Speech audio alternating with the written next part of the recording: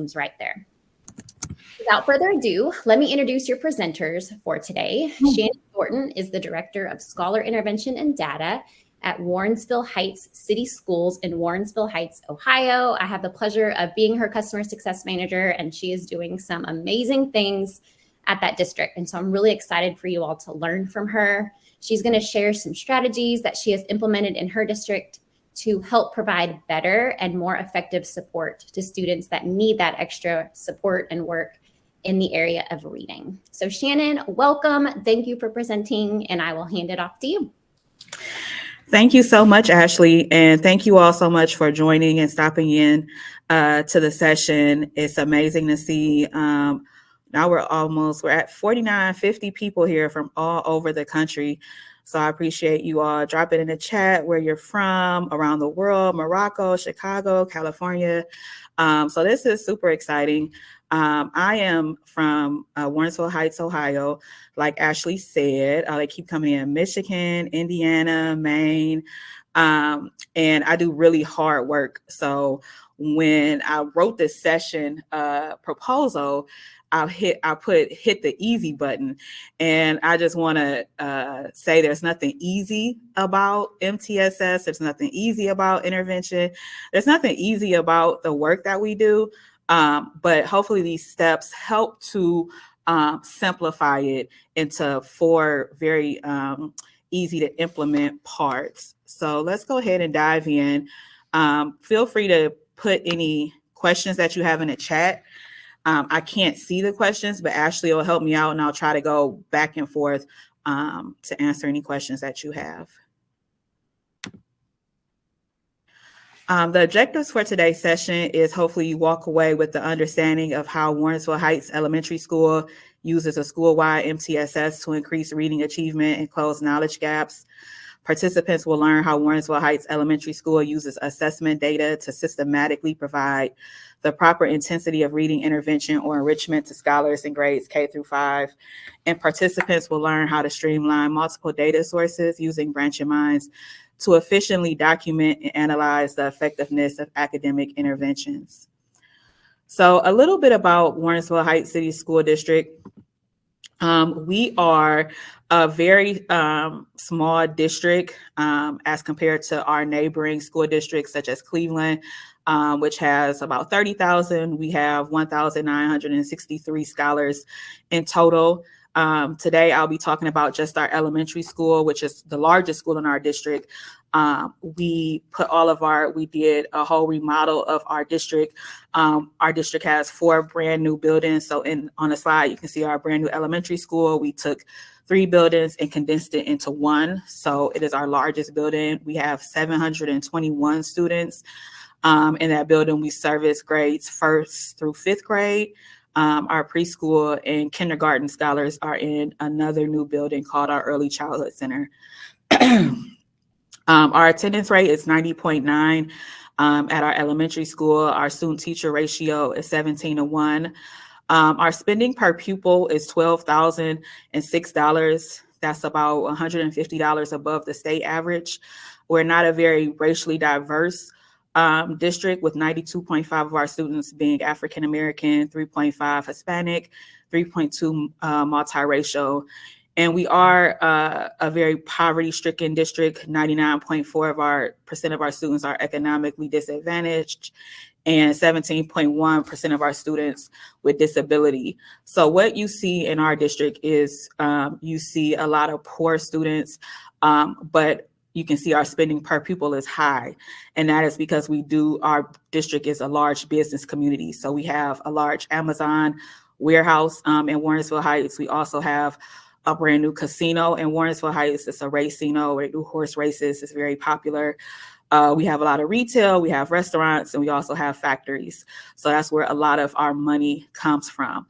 Our district was the worst performing district in the state about 9 years ago, and we were at risk for being taken over by the district. And we're the only district to ever avoid state takeover in the state of Ohio, moving from an F to a C on this Ohio State report card. So that's huge. So today I hope to tell you a little bit about how we did it. And one way we did do it was a focus on literacy.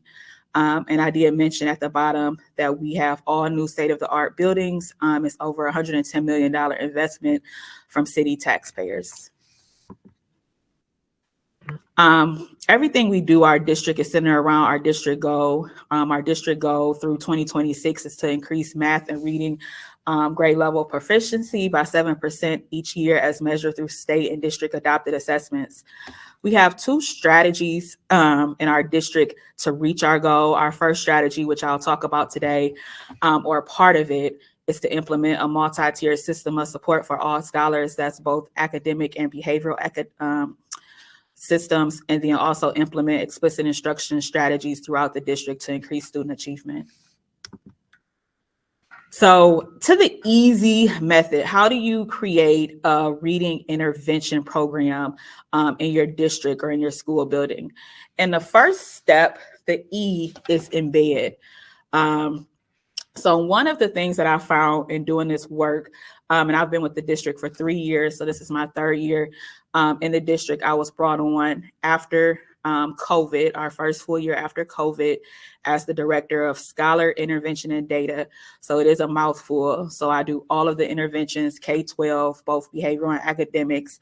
I manage and oversee all of those. And then I also do all of the data district-wide.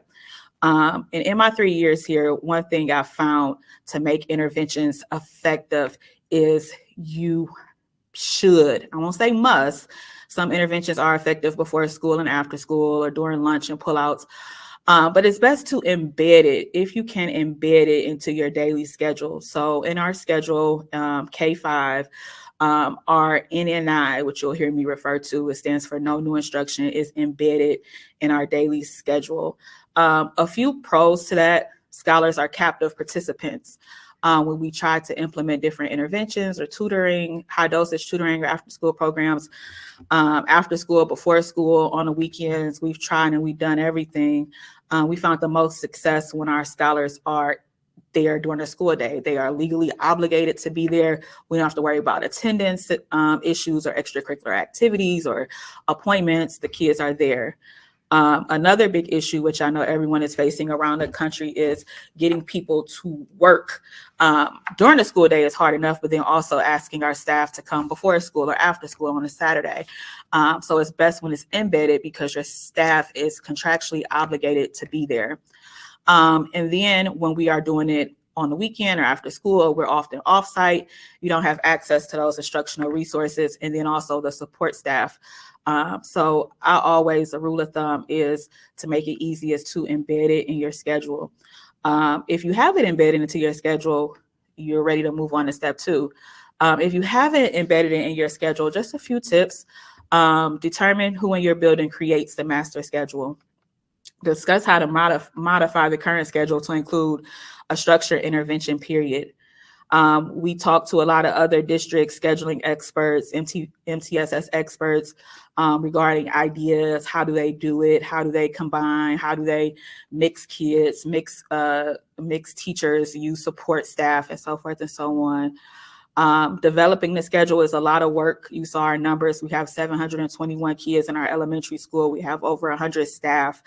And then we also spent some of our ESSER dollars after COVID hiring not only my position in my department, but we hired 10 additional reading tutors with that money. We didn't want to invest in just programs or systems. We wanted to invest in human capital. So we have 10 additional people. At the time we had 10. Right now we have 6 and one AmeriCorps person, but really developing that schedule and who's pulling at what time and what does this time look like. And then the last bullet there is implement it. It's not going to be perfect. We've been doing NNI now for 3 years, and I'll be the first to tell you it is not perfect, but you cannot be afraid. You cannot be timid. You just got to step in. You got to do it. You have to intervene. So there's multiple ways to embed it. School-wide, beginning of the day is a way to do it. So you can do it where you shut down your entire building and the whole building is doing NNI or some type of intervention at the very beginning of the day. Embedded during the day, we're talking about our elementary school, but at our middle school, it's embedded at the very end of the day. So the whole school shuts down and they do a form of intervention for the last 30 minutes of the day in the entire middle school. At the elementary school, we do it by grade level. So I'll show you that, our schedule, on the next slide, or you can do it team-based. So here's the Tiger Way. We are the Warrensville Heights Tigers. So you can see here our schedule. So you can see second and third grade, they have NNI from 9:45 to 10:45 every day. Kindergarten has NNI from 9:50 to 10:20 every day. Fourth grade has NNI from 12 to 1 o'clock every day. And first grade has NNI from 2:15 to 3:15 every day, Monday through Friday. So this is an additional hour of intervention in addition to the hour and 20 minutes to about 80 minutes, depending on the grade level, of tier 1 reading instruction. So that's where they get the grade level instruction. No new instruction is any intervention, and then enrichment for our scholars who are on grade level. You can see on Wednesdays like today, because our 5th grade is, we're molding them, getting them ready for transitioning to middle school. They are separated by subject areas. So the way their class and schedule is set up, we had to make that only on Wednesday. So our 5th grade does not get intervention 5 days a week for 1 hour. 5th grade only gets that intervention block 1 day a week for 1 hour. That whole class period is intervention on Wednesdays. I did put up there a top tier tip, a Tiger tip, is we also have embedded meetings. You have to embed time to talk about how to structure NNI, to discuss the data. So we have TBT meetings every Wednesday. At those meetings, admin are there. We have a literacy specialist as well, and our teachers are there. During those meetings, they talk about tier 1 instruction. Our data meetings to talk about our intervention, our NNI, are on Thursdays. So we have our admin specialists and teachers. And then every Friday, we have the NNI alignment meeting.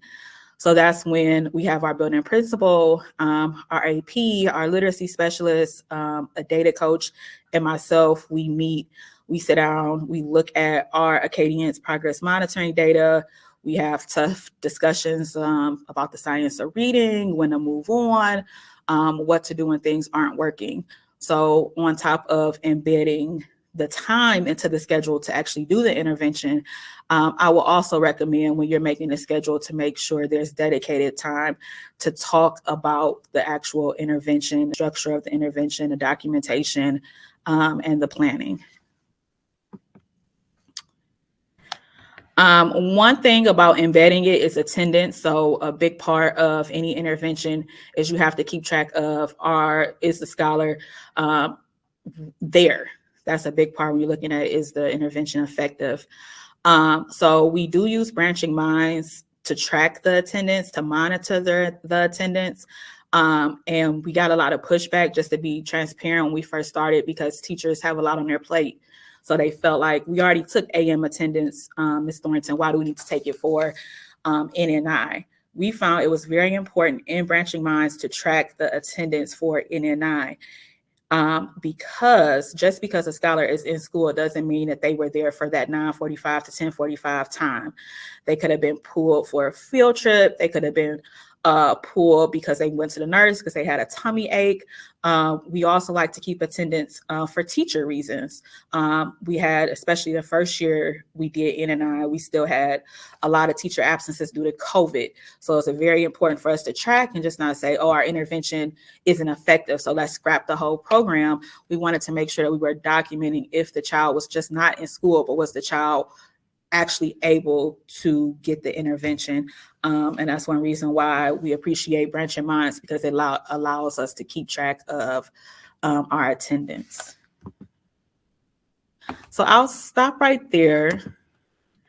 Any questions? I see a few in the chat. Ashley, any questions that you saw that I might have missed? Do not see any in the Q&A. So just those few that you see about if it's reading or math, and then the other one? Yeah, that's a great one. So I'll answer that. For that hour, is it just reading or math intervention? So I'm only making that chuckle because in theory, I'm going to be very transparent. We're a very transparent district about our successes, as well as our challenges. For right now, in most grade levels, it is strictly reading. However, looking at, and I'm sure like you all having your district and just nationwide, math is we're having the hardest time growing and recovering from math as far as the data concerned with standardized assessments. So in some grade levels, we do also have math instruction. Most of that math instruction is from, and we'll talk about some of the systems that we use, E.A.S.Y, but all of the small group instruction with the teacher is reading. So in a small group, you would see teachers only doing in and out with reading, and you will see students working independently. They might be doing their personalized pathway in math on E.A.S.Y or flight fluency or IXL or something like that in math, but you would not see a teacher pulling a small group to do math one-on-one or small group instruction. You will only see reading. Yep, so I'll answer that support question in 1 second. That's the S. All right, so let's get to the assess. So once the intervention is embedded into your schedule, as well as that dedicated time to discuss the intervention with the teachers and with the leadership team, you have to think about, and that goes to that question about, okay, what resources are you using? Before you even get to the resources, it's very, very important that we assess our scholars. We want to make sure that the interventions that we are providing fit the skill deficit that the child has. So we are some people might say that we're very heavy assessors here.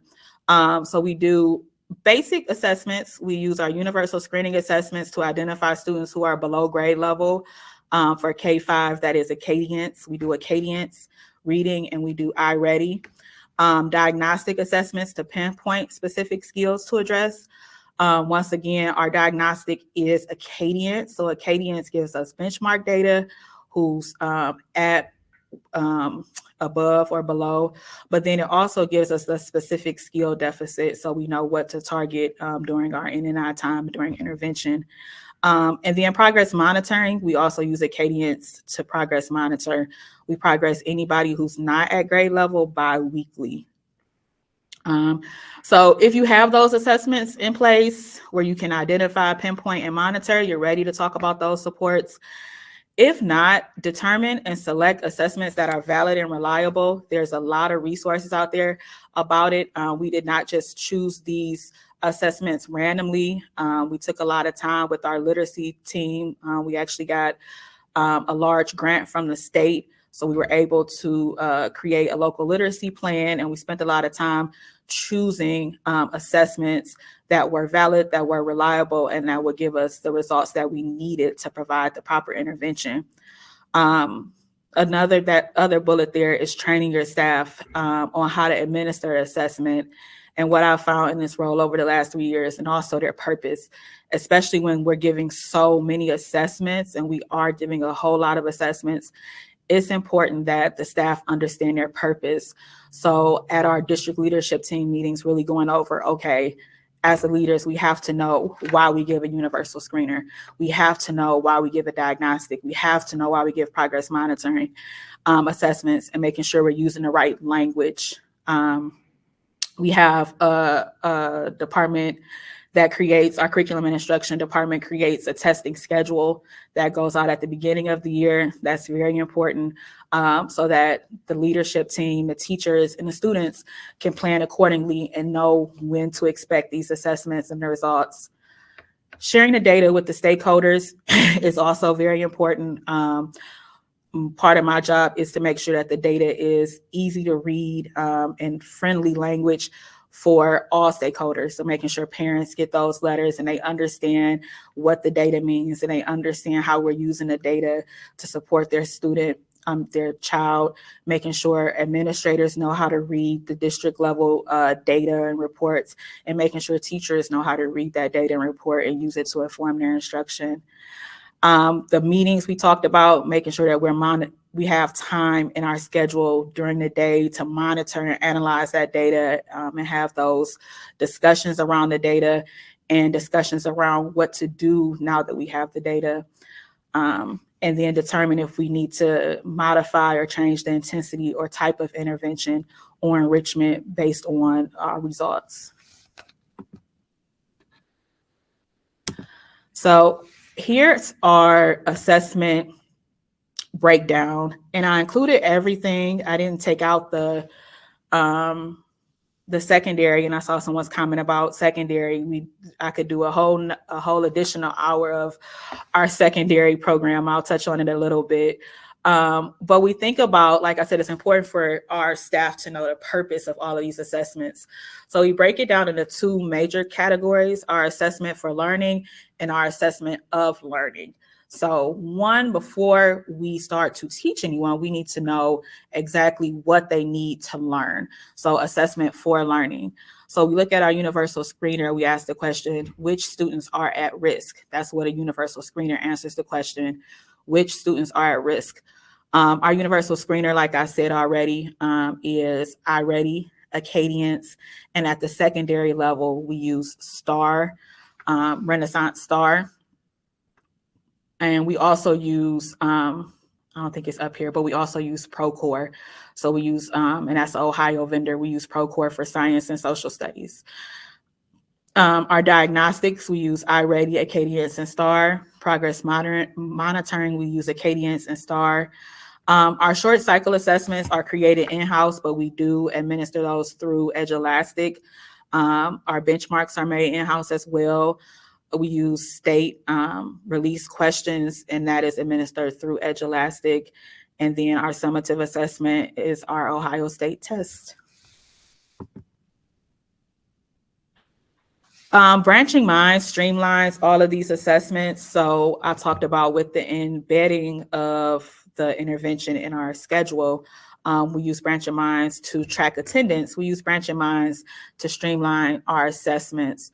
So one thing that we really love about Branching Minds in our district is that all of those assessments that I named, they're either automatically, like I-Ready and STAR, the data is automatically, as soon as the kids take it, it's sent to Branching Minds, and then I import and dump Acadience data in there. So everyone in our district is able to look, and now historically for the last 3 years, so our scholars who've been with us since kindergarten, we can look and see what their assessment data is. We can look and see their attendance in NNI. We can look and see what their intervention plans were. We can look and see if they met their goals. And it's just really efficient way to view and get that holistic picture, in addition to any behavior incidents, family contact, letters, REMPs, all of that stuff is housed in our Branching Mind system. So it really streamlines and makes it efficient and fast. So I know that was a lot. I didn't put the question slide there, but I'll jump back out. And any questions about the assessments?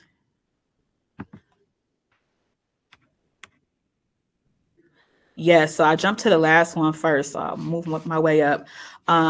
So all students take all 3 assessments 3 times a year. Yes.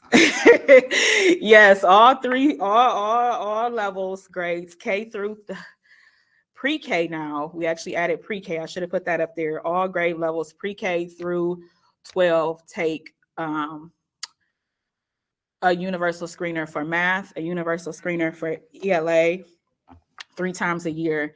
So it's coming up in January. And then our secondary folks also take social studies and science in tested areas using Procore. Yes, Acadience. So it's very, if you used Dibbles before, it's very similar to that. It is relatively easy for teachers to take attendance with Branching Minds. And if I have time at the end, I'll try to go in and show you what it looks like. But we put our kids in groups. So I'll talk about our decision-making framework. But when they test and they take, we look at the data and we put our kids, our scholars into groups. And in the groups, the teachers take attendance of their groups. So if everyone was there all 5 days, they just check a button that says like here all 5 days, and it does it all automatically. But then you can also go in and you could change student by student. You can also go in and write names, not names, but notes by a student's name. So sometimes you'll go in and you'll see that Johnny was in his intervention, group. However, he was having a bad day and sat with his head down and didn't participate. Like, all those things seem really small and trivial day to day, but big picture, if you look at his data from September to December and he hasn't made adequate growth, you start to look at all the notes and it starts to make sense. Johnny isn't chronically absent. He doesn't have a behavior issue, but it says here, out of the 30 days, 7 of those days, he didn't want to participate because he said intervention was stupid and he didn't want to do it. And so you start to get those answers about other reasons why the intervention may not have been effective or didn't have the impact that you thought.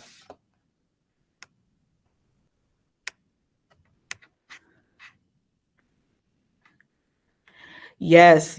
Scholars, I go back and forth between students and scholars, but throughout the district, we do call our students scholars. And I love that even in my title, I don't know if you heard my title, but my title is called Director of Scholar Intervention and Data. So it's even in my title, Scholar Intervention and Data, always keeping our scholars first.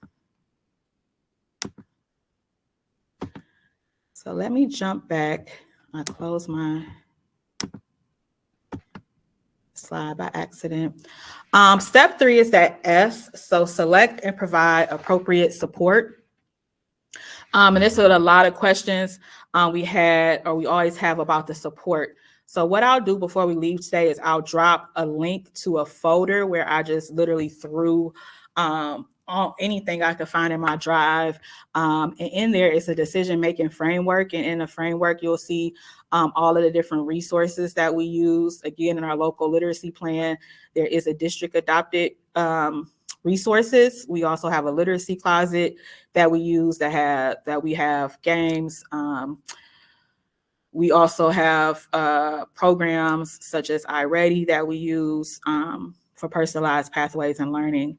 It's appropriate that we select the appropriate skill to target, determine the appropriate frequency and intensity of the intervention, identify the proper instructional tools and resources, and designate instructional staff members. And I'll put this as crucial there. All the rest is very important. Having assessments, making sure that you are targeting the appropriate skill, determining how frequently and how intense the intervention is going to be. All the tools and resources are great, but you have to have the right people in front of the scholars. So that's why it was very important for our superintendent to use the money the government gave us to hire people. So we had grant money, like I said, to purchase curriculum, to purchase programs, to purchase different games and center activities. But we really wanted to invest in people. So all of the reading tutors or reading intervention teachers are certified teachers. The first year of COVID, I will say, the first year back from COVID, it was very difficult because we did have teachers who were out for 10 to 15 days at a time. And those teachers did have to go in the classroom. They did have to sub.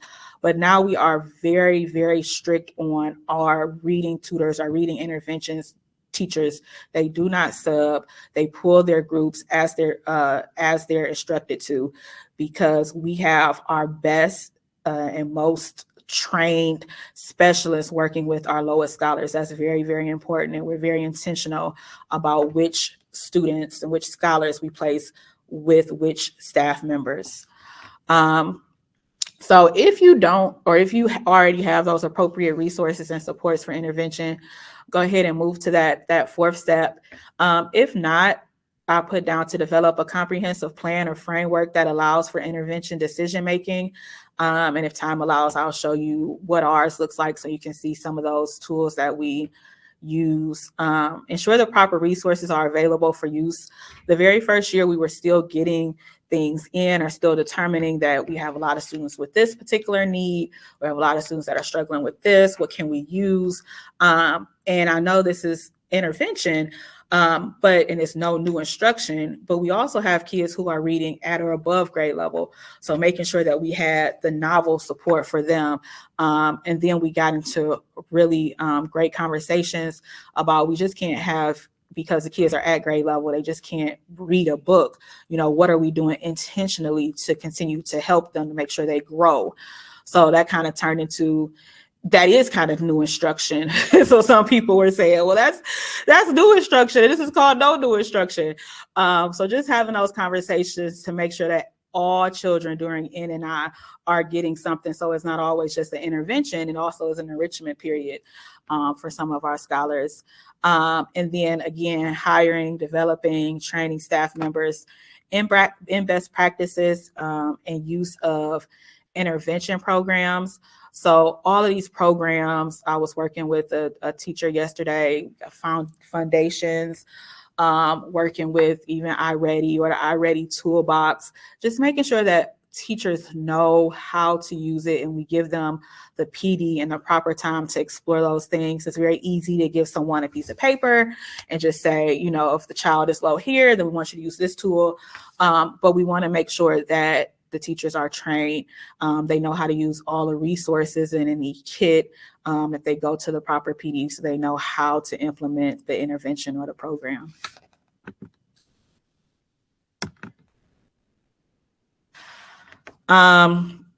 So here's our support. I said some of them just randomly. I know it probably comes second nature to me because I live and breathe it, but I did want to put it on a slide. Our classroom teachers are part of N&I. They are definitely part of N&I.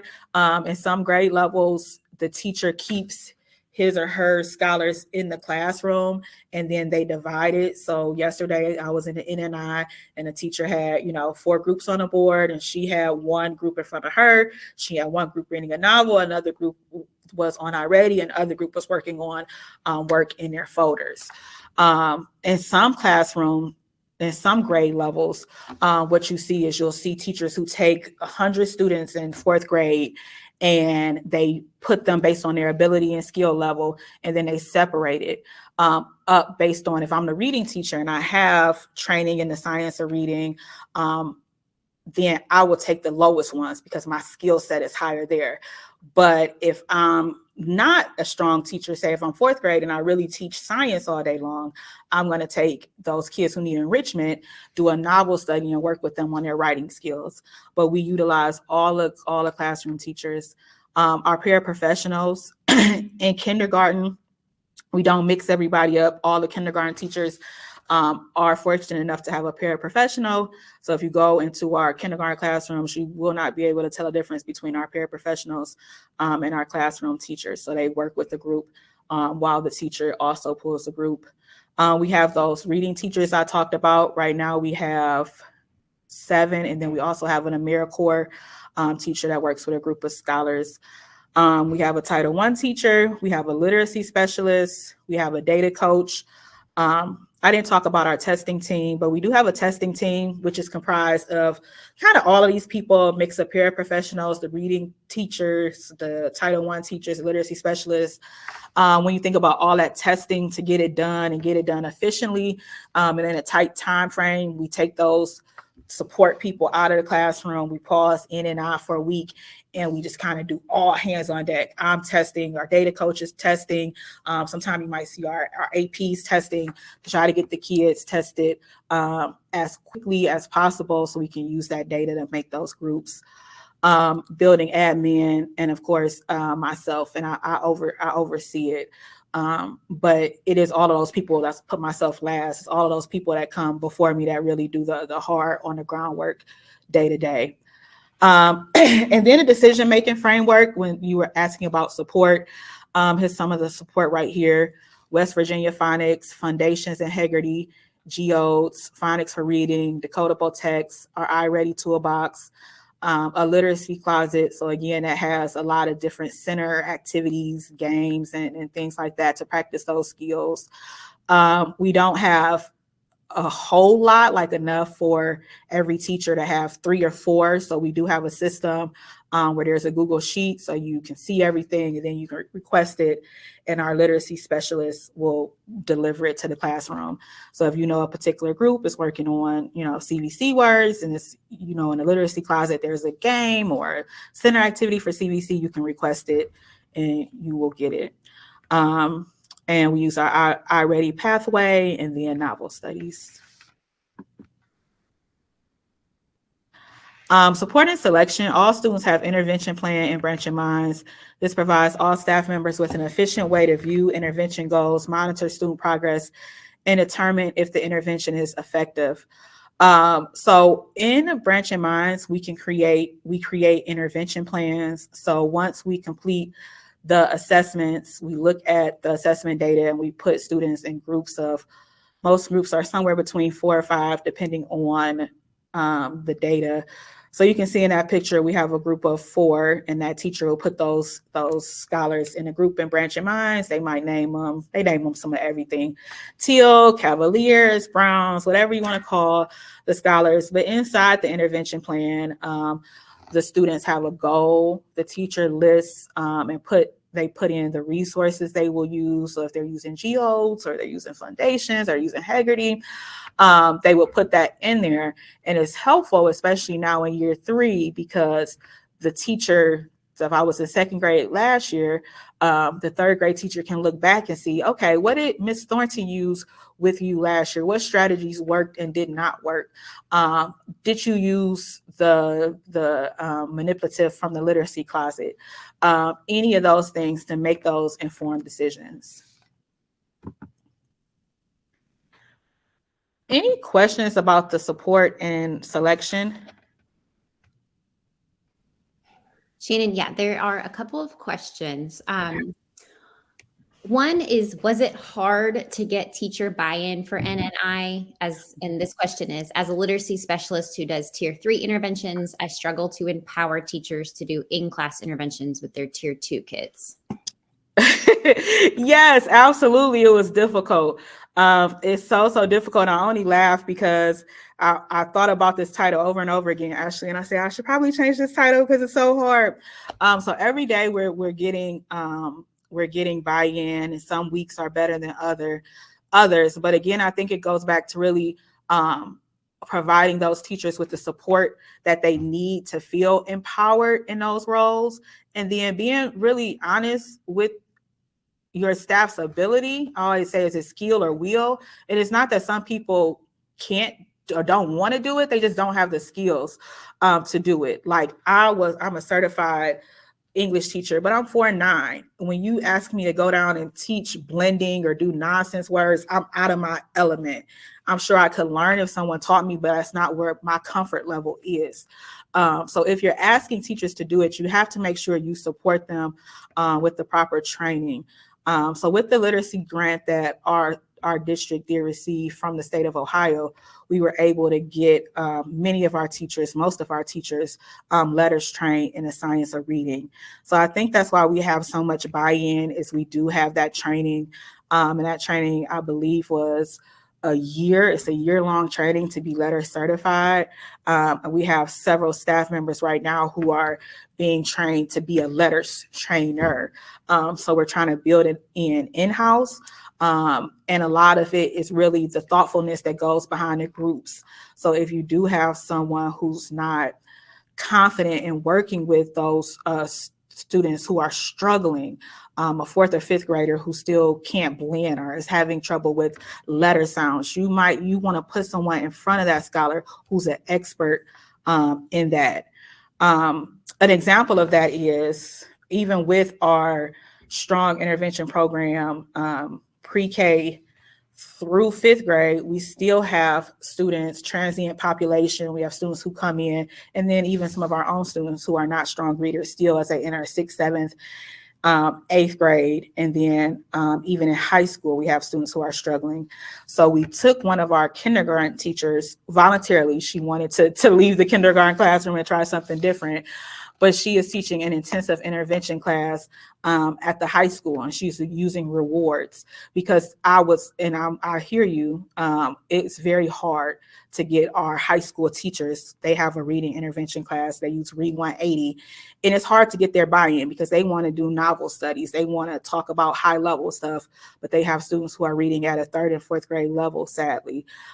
So pulling someone who has that level of expertise, who can teach those foundational reading skills, bringing that kindergarten teacher up into our high school, pulling those lowest kids during an elective. They get pulled out of an elective at the high school level, but she teaches it because there's no way I tried. And if anybody has any more solutions, I'm willing to take them. It was very hard to get our high school teachers to buy in. They just didn't have the skill or the will, honestly, to do that. And we didn't have the capacity to really train them to do that. So we had to pull somebody who had that skill set from kindergarten to our high school to work with those scholars. And she's been having great success this year. So excited to have her on our team. Long answer to a question, but it's a good question.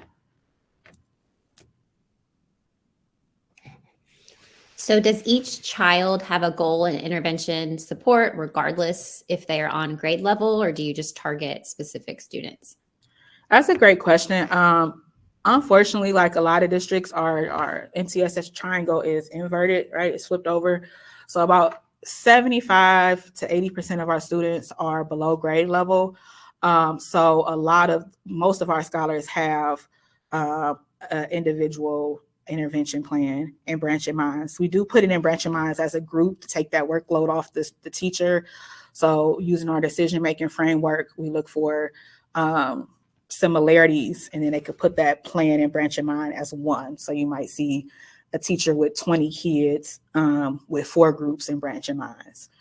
And then the students who are at grade level, they will have a more, I don't want to say generic, but general goal, like increased comprehension, but it won't be as specific as the students who are below grade level.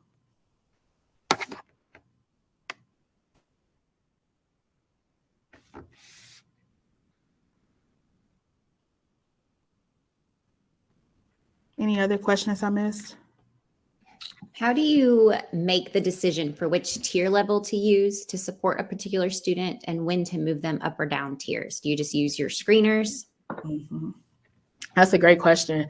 So that's part, and the Y and easy is yielding results. So what we're working on, and I will be very transparent, is a lot of this is structure. So how do we structure this? How do we embed it? What assessments do we use? How do we train people on assessments? How do we connect the system so that all the kids are in it, the rostering, all of the behind the scenes stuff? Took a lot of work. And in year 3, all of that runs like a well-oiled machine now. So now we are sitting down and we're actually looking at that data. What we have done in the past is at the second screening. So in the winter, we will look at it. We will see if a scholar grew or did not grow. And then we will use our decision-making framework to change their intervention plan or goal. Unfortunately, we haven't seen the results that we want to see as fast as we need to see them, because we're still getting scholars who are coming in 2 grade levels and leaving, 1 grade level or a grade level and a half. And we know each year that gap just keeps getting bigger and bigger and bigger. So actually I'm very excited, beginning on the 15th, we're doing one-on-ones with teachers during that planning time I showed you on a 1 calendar. So teachers will come in with all of their students who are below grade level, and we're going to look at, did the student make adequate progress? Did the students have attendance issue, behavior issue? If not, let's talk about the strategies that were used, the resources that were used, and if we need to do another screening or another diagnostic assessment, I should say, to pinpoint what is that specific skill. Maybe we're not targeting the proper skill, or is it an instructional issue? So in the past, we've just went from screener to screener, which is 3 to 4 months, and then made a change. But now we're trying to do these meetings twice a semester. So we can make those changes and really look at the data and analyze it and say, is this intervention effective? If it is, let's keep going with it. Let's close these gaps. If it's ineffective, let's stop, let's pause. Let's think about all the factors that could influence why we're not seeing the growth that we want to see, and let's do something about it. And that we think is going to be that next key to really turn this intervention up a notch.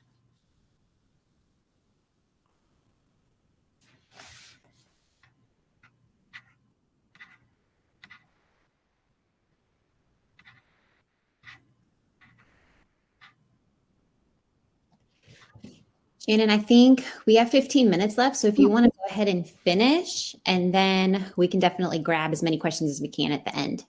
Okay. Let me go back.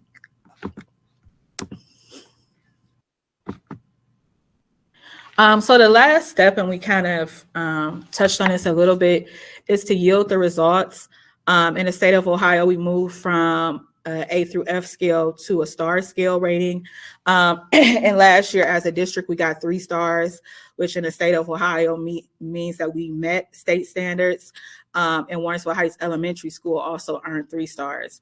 So we are proud of our 3 stars, but we are striving to be a 4 or a 5-star district.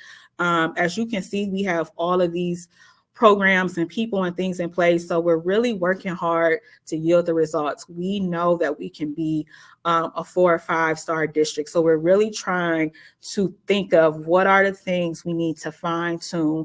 What are the things we need to look at? What are the things we can do better? What are the things we can do differently? What are the things that are not working to get to 4 or 5 stars?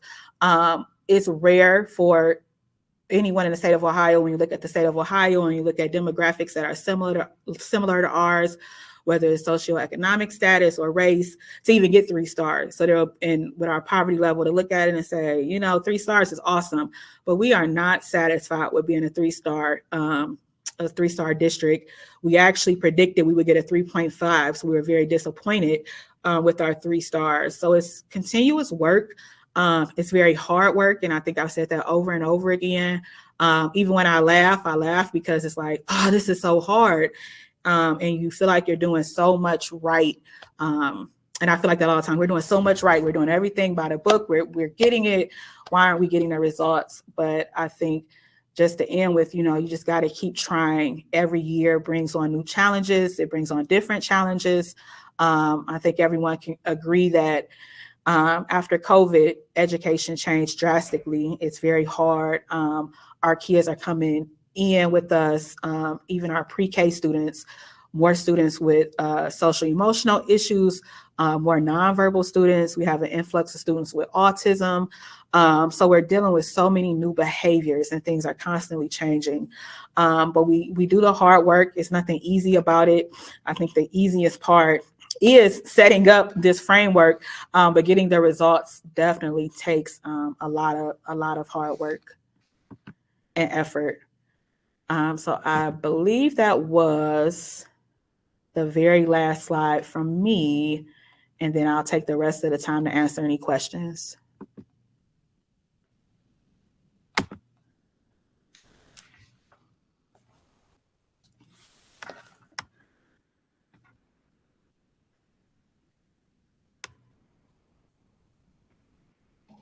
Okay, awesome. So here's a question. Did you go back to revamp your tier 1 with a high percentage of students reading below level?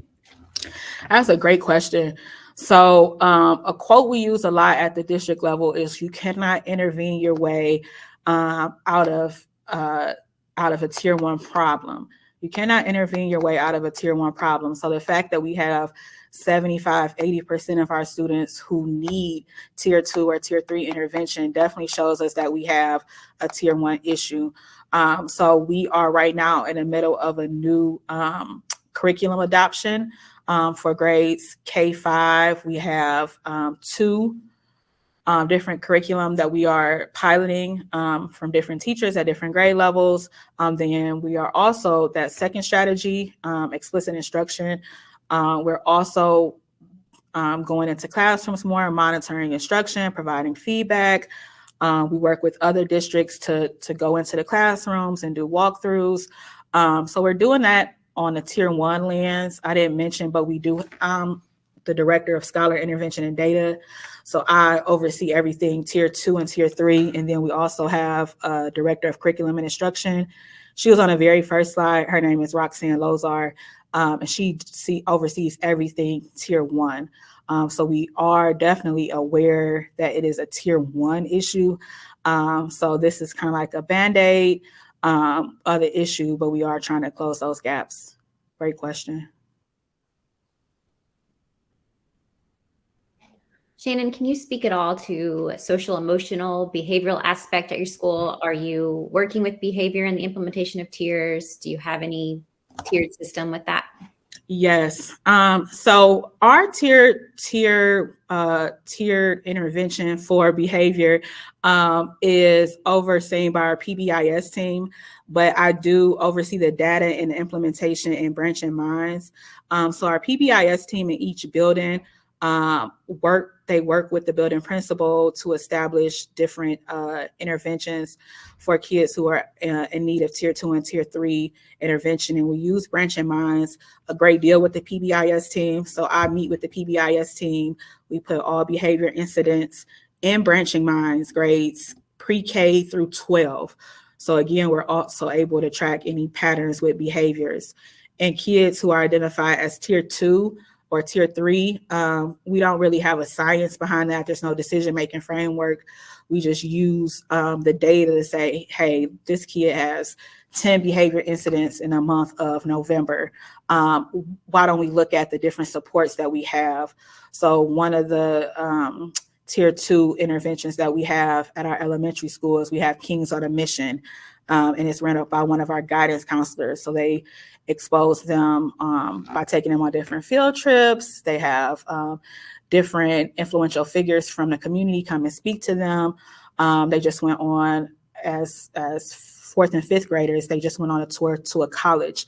But those are targeted students who we identified as students who had a significant number of behavior incidents in Branching Minds, and we targeted them and tried to expose them to different things and get them the support they need, wraparound services, as well as other things. Like I said, we have guidance counselors, external vendors that work with our scholars. So we do have that, and that's ran by our PBIS team.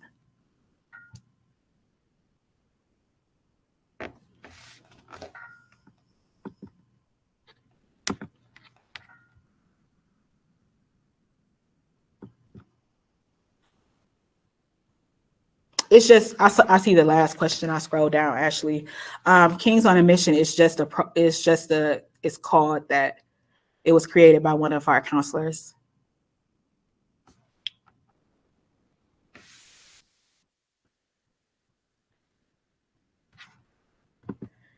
So.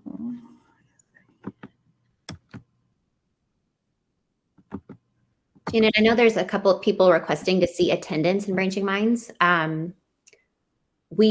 long as we don't show student data, if you can do that without showing student data, that would be to do. I don't know. I don't think I can. What do you think? I don't think I can do it without showing the names.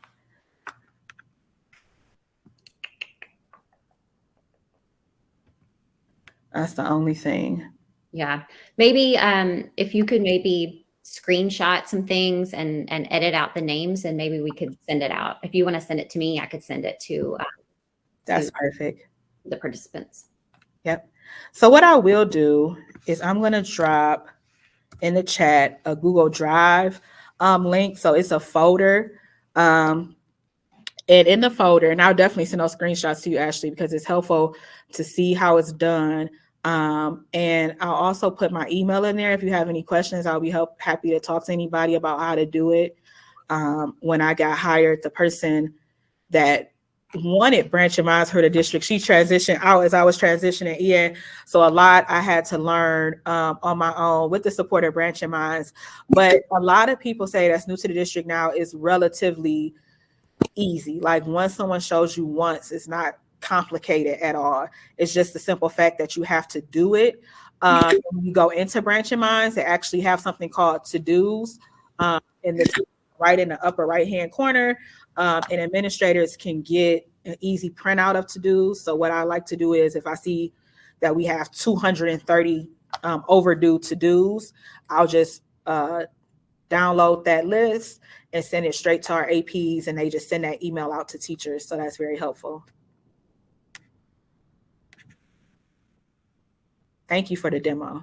Yep.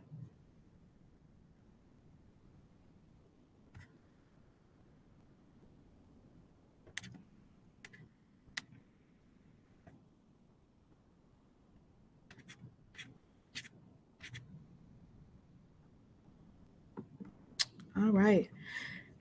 If there are no other questions, I'm going to go ahead. I don't think I put it on a slide. So I'm going to go ahead and put my email in the chat. Please feel free to reach out to me with any questions or any follow-up questions you think of later. And I think, Ashley, the slide deck is linked at the bottom, right? So they should have access to that. Correct. They just need to scroll down a little bit behind, like under our pictures, and then they'll see that link. Okay, perfect. Well, thank you all so much for joining me. Thank you for the questions. We still have, 4 minutes? So I'll stay on for the additional 4 minutes if there's any more questions.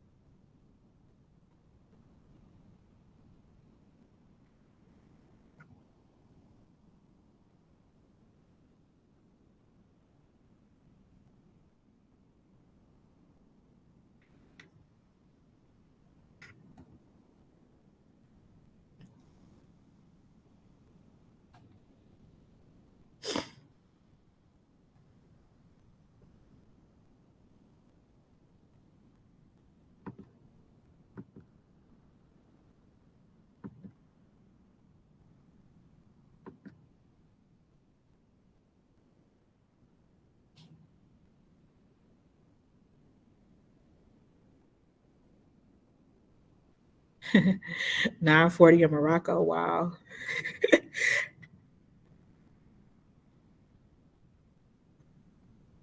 Thank you, thank you, thank you. Lori, all the intervention tools that we use, like I mentioned, phonics for reading. I don't know how familiar you are with like Arnita Archer, but we really do vet them. We use the best of the best. Again, I'll just say, even with the best of the best, it's all about the training and the PD that you offer and the monitoring to make sure that it's implemented with fidelity.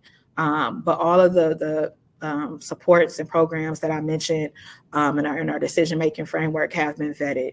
And when we do monitor, when we do our walkthroughs, we do enforce that our intervention teachers, our classroom teachers are using the district adopted intervention programs. Thank you. You all are kind. 100 stars. Thank you. I'm gonna tell my superintendent that. Let's start with 4. If I could get 4, that would be great. We're gonna get 4. Thank you so much.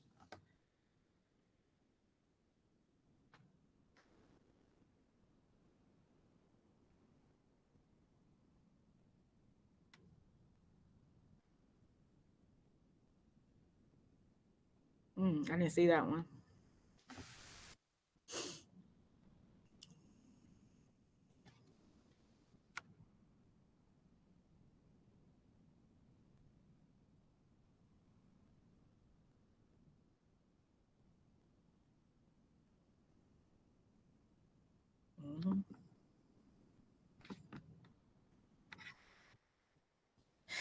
Thank you. It's coming. It's coming. It's coming. It's coming. Hopefully in May. Mm-hmm.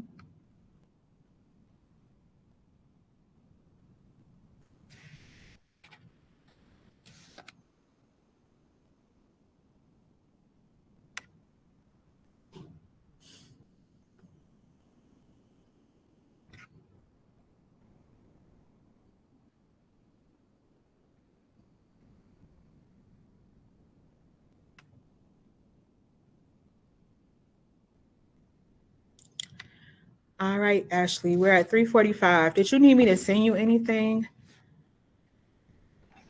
No, I think that's great. You did an awesome job. I'm excited about all of the good feedback. So Good. Thank you so much.